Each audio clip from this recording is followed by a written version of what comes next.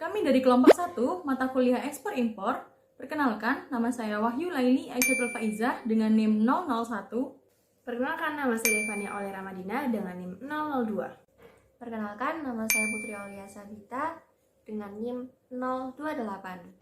Perkenalkan, nama saya Citra Depsari dengan NIM 011. Nama saya Yohan Ahsanti dengan NIM 037. Di sini kelompok kami akan mempresentasikan hasil kerja kelompok kami. Dalam era globalisasi seperti saat ini, perdagangan internasional memiliki peran penting dalam perekonomian di setiap negara, yaitu untuk mendorong suatu negara untuk meningkatkan kegiatan ekspornya. Kegiatan ekspor sendiri sangat berperan penting dalam peningkatan cadangan devisa negara dan mengurangi tingkat pengangguran karena meningkatnya produktivitas dan lapangan kerja di Indonesia. Dalam transaksi yang bersifat lintas negara, tidak jarang timbul berbagai masalah yang kompleks di antara para pelaku bisnis ekspor impor ini. Dalam melakukan transaksi perdagangan internasional, ada beberapa pihak yang terlibat baik langsung maupun tidak langsung. Di antaranya adalah Bea Cukai, Bank Dirjen Pajak, BPOM, perusahaan jasa pengangkutan atau kargo, dan masih banyak lagi pihak-pihak lain yang terlibat.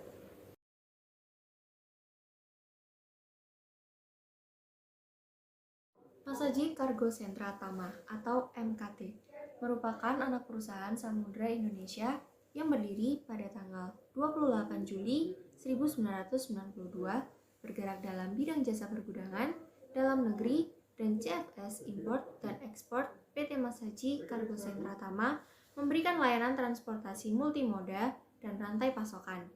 Pelanggan dari PT Masaji Kargo Sentra Tama telah diuntungkan dari kecepatan pelayanan, ketepatan, dan keamanan kargo di bawah satu atap, mulai dari kegiatan impor, bea cukai, pergudangan, distribusi, hingga pengiriman last mile.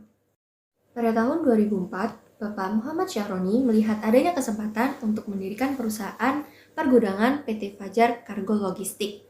Sebagai perusahaan jasa pergudangan, PT Fajar Kargo Logistik telah mampu membuktikan dan memberikan keuntungan yang berarti bagi para pelanggannya dan terus mengembangkan diri untuk menjadi yang terbaik dalam bidang pergudangan, jasa inklaring, jasa bongkar muat, dan juga jasa transportasi.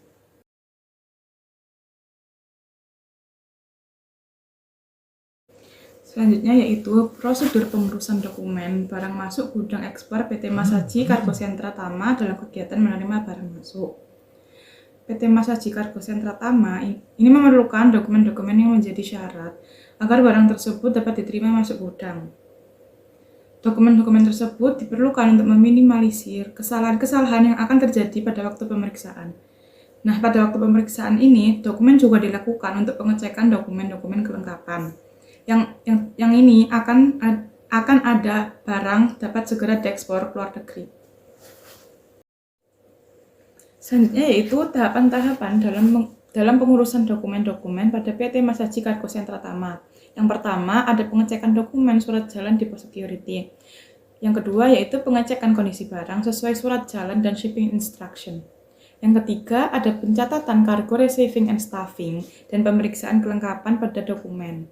Yang keempat ada account officer menerima dokumen kontainer load plan. Yang kelima ada account officer di mana mengecek sesuai antara CLP dan CRS. Yang keenam yaitu menerima dokumen delivery order. Yang ketujuh ada mengirimkan data persetujuan konsolidasi barang ekspor kepada bea cukai. Selanjutnya yaitu menerima kartu ekspor dari bea cukai. Prosedur pengangkutan barang ekspor PT Fajar Kargo Logistik dengan pola FCL, Full Container Load. Pada pihak-pihak yang terkait dengan prosedur pengangkutan barang ekspor PT Fajar Kargo ini adalah yang pertama, eksportir ke ekspedisi muatan kapal laut PT Fajar Logistik.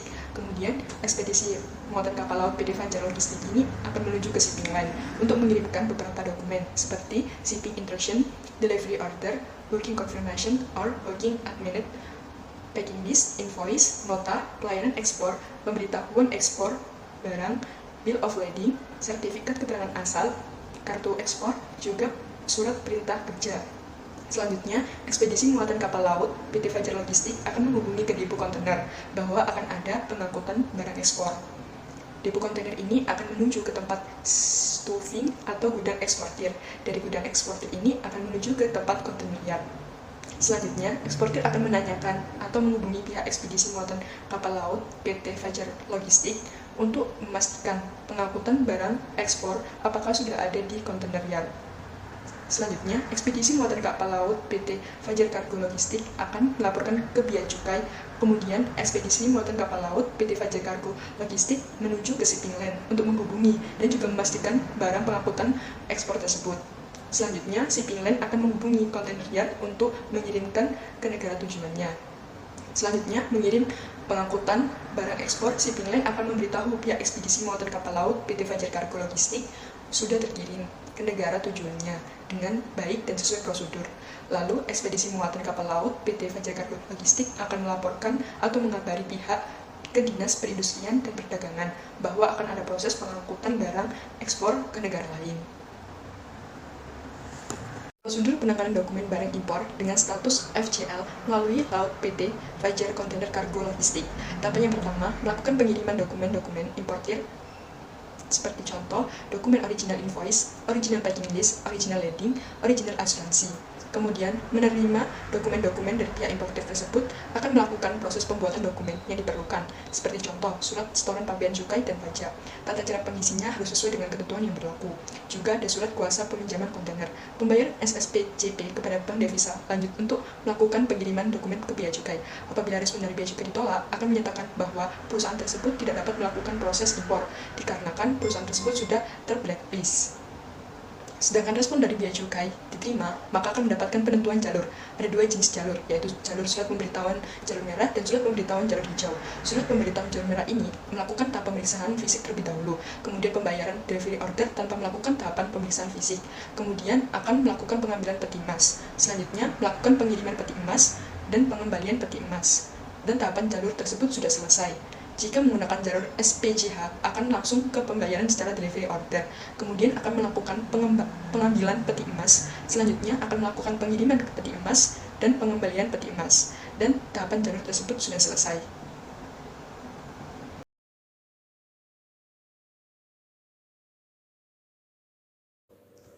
Kesimpulan yang dapat diambil dari PT Fajar Kargo Logistik adalah yang pertama, prosedur pengangkutan barang ekspor pada PT Fajar Kargo Logistik diawali dari penerbitan delivery order, stuffing, dan diakhiri penyerahan dokumen eksportir. Yang kedua, ada 11 macam dokumen pengiriman barang ekspor dengan pola FCL atau Full Container Load, yaitu Shipping Instruction, Delivery Order, Booking Confirmation, Packing List, Invoice, Nota, Pelayanan Ekspor, Pemberitahuan ekspor barang, Bill of Lading, sertifikat keterangan asal, kartu ekspor, dan surat perintah kerja. Kesimpulan yang ketiga yaitu terdapat 4 pihak yang berperan, yaitu eksportir, shipping line, Disperindak, dan Bea Cukai.